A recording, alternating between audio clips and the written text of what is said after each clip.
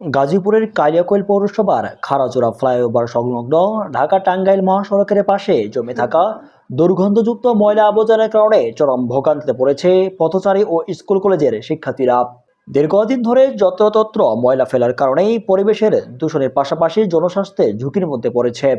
পথচারীরা জানান, এই সড়ক দিয়ে হাঁটা যায় না, তীব্র দুর্গন্ধেই নাক চেপে চলতে হয়, অনেক সময় বমি বমি ভাব হয়। আমাদের দাবি ময়লাটা এখান থেকে অন্য জায়গায় সরাই ফেলতে। এখানে দাঁড়াইলে মাথা ঘুরে জিয়ের মধ্যে কেমন করে, মানে আমরা কোনোভাবে।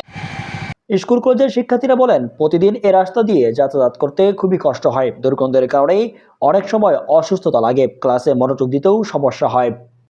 আমাদের অনেক মাথা ব্যথা হয়, বমি বমি হয়। প্রশাসনের দৃষ্টি আকর্ষণ করছি, আমাদের বিদ্যালয় পরিচালনা অত্যন্ত ব্যাহত হচ্ছে, যাতে সরকার এটার উপর কোনো স্টেপ নেই, যাতে এটা সন্দেহের। এই বিষয়ে উপজেলা নির্বাহী কর্মকর্তা AH ফখরুল হুসাইন বলেন, বিষয়টি গুরুত্ব সহকারে দেখা হচ্ছে এবং সংশ্লিষ্ট পৌরসভাকে প্রয়োজনীয় ব্যবস্থা নিতেই নির্দেশ দেওয়া হয়েছে।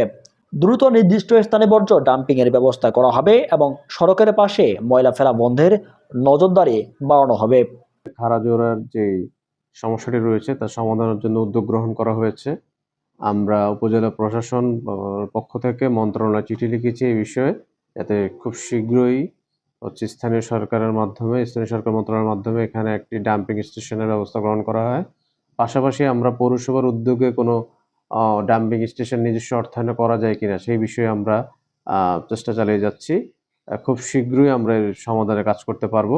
আপনারা সচেতন মহলের মাধ্যমেও কিন্তু আমরা চাচ্ছি যে ওনাদেরও সুপরামর্শ যাতে বিষয়টি সমাধান হয় এবং আমাদেরকে এরকম যথাবিহিত স্থান নির্বাচনে যেন ওনারা সহযোগিতা করে, সেই জন্য আমরা সচেতন মহলকে আমরা আহ্বান জানাচ্ছি।